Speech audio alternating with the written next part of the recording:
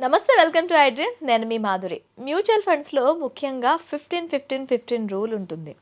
ఈ రూల్తో మనకి with top up without top up అని చెప్పి మనకి ఒక రూల్ కూడా యాడ్ అవుతుంది.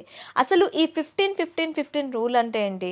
టాపప్ చేసుకుంటూ వెళ్తే మనకి ఎలాంటి లాభం వస్తుంది, లేదు అలాగే నార్మల్గా వెళ్తే ఎలా ఉంటుంది? డీటెయిల్గా చెప్పడానికి మనతో పాటు ఉన్నారు PS Chandrashekar, mutual funds distributor. తనని అడిగి డీటెయిల్గా తెలుసుకుందాం. Hello sir. హలో అండి. సార్, 15-15-15 ఫస్ట్ ఈ రూల్ గురించి చెప్పండి సార్. అసలు 15-15-15 రూల్ అంటే ఏంటి?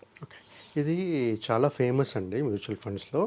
15-15-15 అంటే 15 అనేది ఫస్ట్ 15 అనేది సిప్ అమౌంట్ అండి. ఓకే, మ్యూచువల్ ఫండ్స్ సిప్ అంటారు కదా, సిస్టమాటిక్ ఇన్వెస్ట్మెంట్ ప్లాన్. దాంట్లో ఈ 15 అనేది ఫస్ట్ 15 అనేది సిప్ అమౌంట్, మంత్లీ కట్టే అమౌంట్. ఓకే, తర్వాత సెకండ్ ఏమో టెన్యూర్ అండి, 15 years టెన్యూర్. అంటే ఒక కస్టమర్ ఇన్వెస్ట్ చేయాలనుకున్నప్పుడు ఆయనకు ఒక 15 years టెన్యూర్ ఉండేటప్పుడు దాన్ని టెన్యూర్ అంటారు, సమయం. తర్వాత 15% రిటర్న్స్ అండి. ఓకే, సో ఇది రూల్ అండి 15-15-15 అంటే. ఇప్పుడు ఫర్ ఎగ్జాంపుల్ మేడం, మనం ఒక కస్టమరు ఈ రూల్ పాటించి స్టార్ట్ చేశారనుకోండి ఇన్వెస్ట్మెంట్స్. ఓకే, సో ఫస్ట్ ఒక 15,000 సిప్ స్టార్ట్ చేశారు మేడం. టెన్యూర్ ఏమో ఒక 15 సంవత్సరాలు. 15-15-15 కదా మేడం, అంటే 15-15-15 ఉండాలి. అంటే సిప్ అమౌంట్ 15, టెన్యూర్ 15, రిటర్న్స్ 15. ఓకేనండి.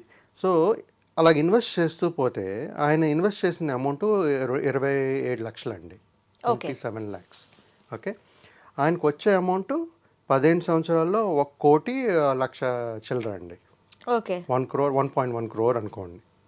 ఓకే, ఇదే అమౌంట్ని మీరు టాపప్ చేశారనుకోండి. టాపప్ అంటే ఏం లేదు మేడం, ఎవ్రీ ఇయర్ ఎంతో కొంత పర్సంటేజ్.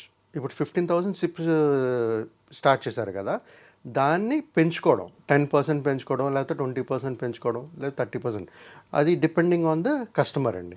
వాళ్ళ హైకులు రావడం బట్టి, వాళ్ళ అవైలబుల్ ఆఫ్ ఫండ్స్ బట్టి అది పెంచుకుంటూ ఉంటారు.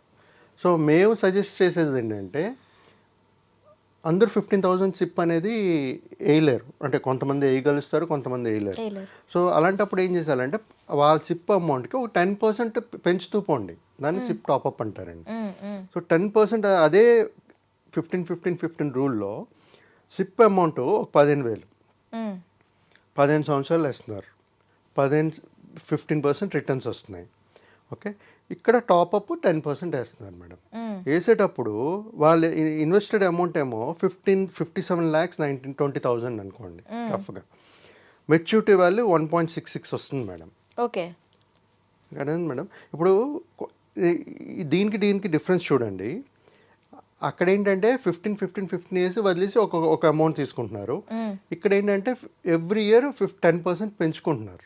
Okay, so almost 66 lakhs difference వస్తుంది ఈ 10% పెంచుకోవడం వల్ల. 66 lakhs 15 అంటే 15 సిప్ 15 yearsకి 15% రిటర్న్స్. అంటే మనం ఎవ్రీ ఇయర్ 10%. ఫస్ట్ ఇయర్ 15,000 కట్టుకున్నాం, నెక్స్ట్ ఇయర్ 16,500, ఆ నెక్స్ట్ ఇయర్ మళ్ళీ 16,500 ప్లస్ 1650. ఇట్లా మనం క్యాలిక్యులేట్ చేసుకుంటూ వెళ్తే మనకి 15 years తర్వాత 66 lakhs యాడ్ ఆన్ అవుతుంది. ఇప్పుడు మీరు అదే కస్టమరు 15-15-15 గురించి మాట్లాడుకున్నాం కదా మేడం, అదే 15 తీసుకుందాము సిప్, కానీ టెన్యూర్ మారుద్దాం, 25 years పెడదాం, 15% రిటర్న్స్ పెట్టుకుందాం. అప్పుడు వాళ్ళకి వచ్చే అమౌంట్ ఎంత తెలుసా మేడం? 45 lakhs ఇన్వెస్ట్ చేస్తారు, 4.92 crores వస్తుంది వాళ్ళకి. డిఫరెన్స్ తెలుస్తుందా మీకు? అక్కడ 1.66 1.66 1.1, ఇక్కడ 4.92 ఓన్లీ. అంటే జనరల్గా నేను ఈ ఎగ్జాంపుల్ ఎందుకు చెప్తున్నానంటే 15-15-15లో ఇక్కడ ఏంటంటే 15-25-15 చెప్తున్నాను మీకు.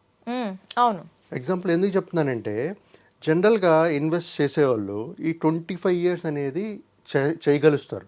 25 నుంచి స్టార్ట్ చేసిన, 30 years వచ్చినప్పుడు స్టార్ట్ చేసిన, ఆ 25 years అనేది వాళ్ళ దగ్గర ఉంటుంది.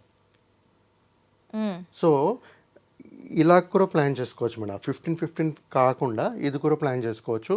దీంతో పాటు నేను ఇంకోటి ఇంపార్టెంట్ సజెషన్ ఇవ్వాలనుకుంటున్నానంటే ఇన్వెస్టర్కి, చిన్నప్పుడే వాళ్ళు అగ్రెసివ్గా ఇన్వెస్ట్ చేయగలుగుతారు. అవును. అంటే ఏ బర్డెన్స్ ఉండవు. కమిట్మెంట్స్ ఉండదు. మ్యారేజ్ ఇప్పుడు ఎందుకంటే జనరల్గా చూసుకుంటే 24-25కి స్టార్ట్ చేసేస్తారు అని. 30 వరకు అయితే ఈ మధ్యన పెళ్లి చేసుకోవట్లేదు. 35 వరకు ఆ మధ్యన చేసుకోవచ్చు. అంటే వాళ్ళకి ఒక 8-9 ఇయర్స్ క్వశ్చన్ ఉంటుంది. ఆ టైంలో అగ్రెసివ్గా చేసుకోవాలి. ఎంత చేయగలరో ఒక ఇది ఉంది, కోట్ ఉంది మేడం. ఏమంటారంటే ఇన్వెస్ట్ చేసిన తర్వాత ఏదైతే ఉందో దాంతో మనం ఫ్యామిలీ నడపాలని. ఓకే. ఎక్స్పెన్సెస్ మీరు మీ ఫ్యామిలీ నడిపిన తర్వాత ఏది ఉంటే అది ఇన్వెస్ట్ చేస్తే మీకు ఉపయోగం లేదు. మీ గోల్స్ ప్రియారిటీ ఉండాలి. ఫస్ట్ గోల్స్ ప్రయారిటీ చేసుకుని మీకు వచ్చే శాలరీలో అది ఇన్వెస్ట్ చేస్తూ మిగతా ఉండే డబ్బులతోని మన ఫ్యామిలీని రన్ చేయాలి. ఓకే. అలా చేయగలిస్తేనే ఈ గోల్స్ అచీవ్ అవ్వడం అనేది చాలా ఈజీగా ఉంటుంది. చిన్నప్పటి నుంచి ప్లాన్ చేసుకోండి. పవర్ ఆఫ్ కాంపౌండింగ్ ఇందాక చెప్పాను కదా madam. Yes. Power of compounding will play very important role. Last వీడియోలో టైం ఉంది, చిన్న డబ్బులు పెద్ద అమౌంట్ కనబడుతుంది మీకు. కార్పొరేట్స్ చాలా పెద్ద అమౌంట్ కనబడుతుంది. ఈ విధంగా ప్రతి ఒక్కరూ ఈ 15-15-15 రూల్ పాటించి ప్లాన్ చేసుకోవచ్చు. ఇక్కడ కూడా మనకి ఇంకో రూల్ ఏంటంటే అక్కడ టెన్యూర్ అనేది పెంచుకుంటూ వెళ్ళాలి. టెన్యూర్ ఎంత పెంచుకుంటే మనకి వచ్చే లంసమ్ అనేది చాలా ఎక్కువగా ఉంటుంది. టెన్యూర్ పెంచుకోవచ్చు కానీ అందరూ పెంచుకోలేరు మేడం. ఎందుకంటే ఇప్పుడు 45 years ఇన్వెస్ట్ చేశారనుకోండి, ఇప్పుడు వాళ్ళకి ఆ టెన్యూర్ ఉండదు. అంటే నేను చెప్పేదండి, ఎప్పుడైతే యంగ్ ఉంటారో ఇమ్మీడియట్గా ఎంట్రీ అయ్యి ఒక 24-25 yearsలో జాబ్ చేయడం మొదలెడతారో, ప్రతి వాళ్ళు ఆ ఏజ్లో మీరు చూసుకుంటే 25-30 years ఏజ్లో చూసుకుంటే దే ఆర్ ఎర్నింగ్ 1 lakh ప్లస్. అవును. 50, 60, 70 ఆ రేంజ్లో 1 lakh ప్రతి ఒక్కరు ఆ రేంజ్లో చేస్తున్నారు. అంటే వాళ్ళ ఇన్వెస్ట్మెంట్ కెపాసిటీ ఎంత ఉందో ఆలోచించండి మీరు. ఓకే. ఒక 50,000 పక్క పెట్టినా ఒక 50,000 ఇన్వెస్ట్ చేయగలరు కదా. నేను చెప్పాను చూసారా మీకు, 8 to 9 years అనేది వాళ్ళకి ఆ క్వశ్చన్ ఉంటుంది, ఆ రెస్పాన్సిబిలిటీస్. ఆ 8 years ఆ 50,000 ఇన్వెస్ట్ చేసి ఎంత వస్తుంది చూడండి మేడం. కార్పొరేట్స్ ఆ డబ్బులతో వాళ్ళు ఇల్లు కొనుక్కోవచ్చు. అవును. మళ్ళీ అక్కడ ఏంటంటే ఎస్డబ్ల్యూపీ మళ్ళీ సిస్టమేటిక్ విత్డ్రావల్ ప్లాన్ అది పెట్టుకుని ఆ డబ్బులు వాడేయకూడదు, మొత్తం అన్ని కొనియకూడదు. అది ఎస్డబ్ల్యూపీ వాడి కొనుక్కోవాలి. Okay sir, thank you very much. Thank you అండి. Thank you madam.